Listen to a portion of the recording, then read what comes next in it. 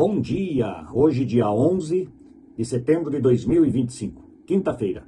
O texto bíblico de hoje encontra-se em 1 Samuel, capítulo 13, versículos 1 até o versículo 14. Guerra contra os filisteus. Saul já era adulto quando se tornou rei e governou o povo de Israel 2 anos. Ele escolheu 3.000 israelitas e mandou todos os outros de volta para casa. 2.000 estavam na cidade de Micmas e na região montanhosa de Betel. 1.000 homens ficaram com o seu filho Jonatas na cidade de Gibeá, no território da tribo de Benjamim. Jonatas matou o comandante filisteu em Gebá e os filisteus ficaram sabendo disso. Aí Saul mandou mensageiros para tocarem corneta por todo o país, chamando os hebreus para a guerra. E todo o povo ouviu esta mensagem. Saul matou o comandante dos filisteus e agora eles estão com ódio dos israelitas. Então o povo respondeu ao chamado e foi juntar-se a Saul em Gilgal. Os filisteus se reuniram para lutar contra os israelitas.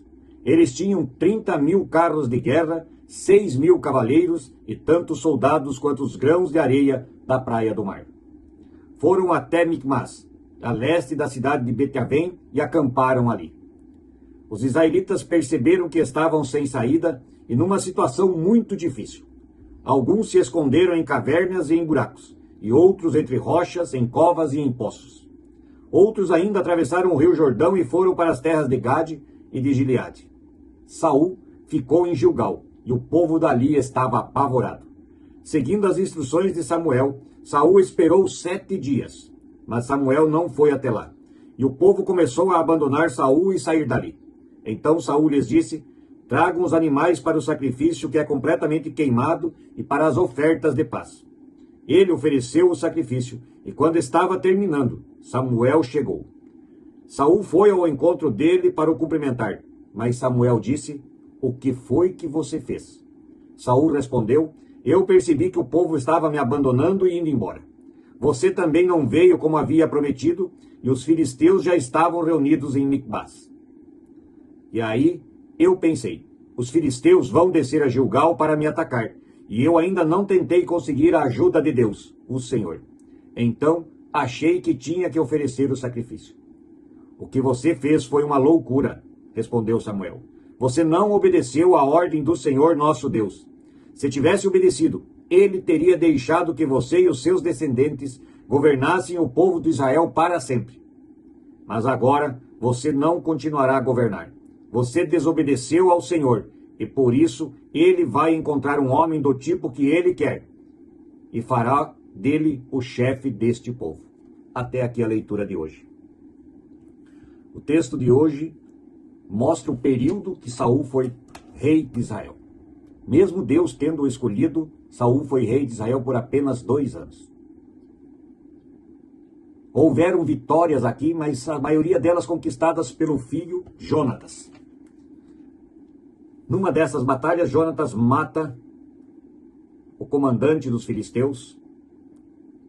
E aí, todo o povo filisteu fica sabendo e eles reúnem o seu exército. Saul contava com mais ou menos 3.000 soldados. Já o povo filisteu tinha 30.000 carros de guerra, tinha muita gente caminhando a pé, 6.000 cavaleiros. Parecia realmente ser uma missão impossível. Saul chama todo o povo de Israel e boa parte se reúne ali na cidade com ele, em Gilgal. E o povo, quando vê o exército filisteu se acampar em Micmas, se assusta, se esconde, foge. E Saul pede a Samuel o que fazer. E Samuel diz para ele esperar 7 dias. E aí Deus dará a resposta. Mas o povo indo embora, fugindo, indo para outras cidades, atravessando inclusive o Rio Jordão, deixa Saul muito preocupado e com medo. E aí ele comete o erro, tentando fazer com que Deus o atendesse. Ele não cumpre a ordem dada por Samuel pelo Senhor, porque Samuel falava por Deus. Aguarde 7 dias. Como Samuel não chegou logo cedo, provavelmente, Saul apavorado, Saul que não estava confiando no poder de Deus, o Senhor que o havia feito rei, toma uma atitude, a princípio parecia correta. E ele mesmo prepara os sacrifícios que são queimados a Deus, e assim o realiza. E no final do dia chega Samuel. E quando Samuel vê isso, ele diz: que loucura que você fez. Como que você realiza este sacrifício e não obedece ao Senhor, o seu Deus? E ali é tirado de Saul, e ele é avisado. Será tirado dele o trono, dele e da sua linhagem, o trono de Israel. Foram só 2 anos que Saul foi o rei. O que é importante olhar aqui? Saul, orientado, sabia que devia esperar por Samuel. Não devia ter feito nada sem a chegada de Samuel. Mas principalmente, mostra aqui que o rei escolhido por Deus não teve fé no Senhor, o seu Deus. O medo, a angústia tomaram conta de Saul. E com medo e angústia no seu coração, em vez de fé, amor e confiança no Senhor, seu Deus, ele faz a loucura, como diz Samuel, e realiza o sacrifício sem que Samuel tivesse chegado. Nós também, todos nós somos e estamos expostos a esta condição. Quando tudo está bem, talvez seja mais fácil dizer que confiamos em Deus e que temos fé e que tudo que nós fazemos é que Deus está conosco. Mas e quando as coisas ficam difíceis? Quando 30 mil, 40 mil, 50 mil soldados se acampam contra nós? E aí vem o medo, a angústia, a falta de confiança e a falta de fé no nosso Senhor. E aí muitas vezes por medo, por angústia, procuramos outros caminhos.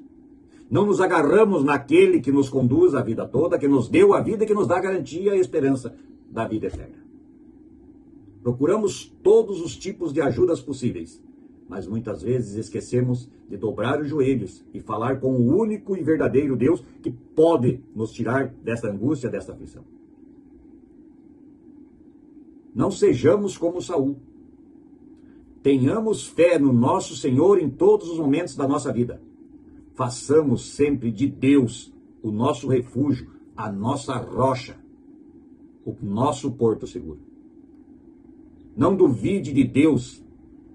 Tenha fé que Ele fará o que é melhor para você e para mim também. Não duvide do poder de Deus. Não duvide do amor de Deus. Quando a angústia ou o medo bater à sua porta, dobre os seus joelhos, baixe os seus olhos e fale honestamente com o Senhor seu Deus. Peça a Jesus Cristo, o Filho dele, que veio aqui na terra para morrer por nós e ressuscitar, que olhe por nós e nos dê, sempre de novo, a viva esperança da salvação eterna. Pense nisso e oremos o Pai Nosso. Pai nosso que estás nos céus, santificado seja o teu nome. Venha a nós o vosso reino e seja feita a tua vontade, assim na terra como no céu. O pão nosso de cada dia nos dá hoje e perdoa as nossas dívidas, assim como nós também perdoamos aos nossos devedores. E não nos deixes cair em tentação, mas livra-nos do mal. Pois teu é o reino, o poder, a honra e a glória para sempre. Amém. Que a paz de Deus e a nossa confiança e fé em Jesus Cristo e no Senhor nosso Deus nos levem sempre para perto de Deus e que jamais tenhamos dúvida de que Ele está lá, esperando para nos ajudar e esperando para ser o nosso Senhor, o nosso Deus. Bom dia.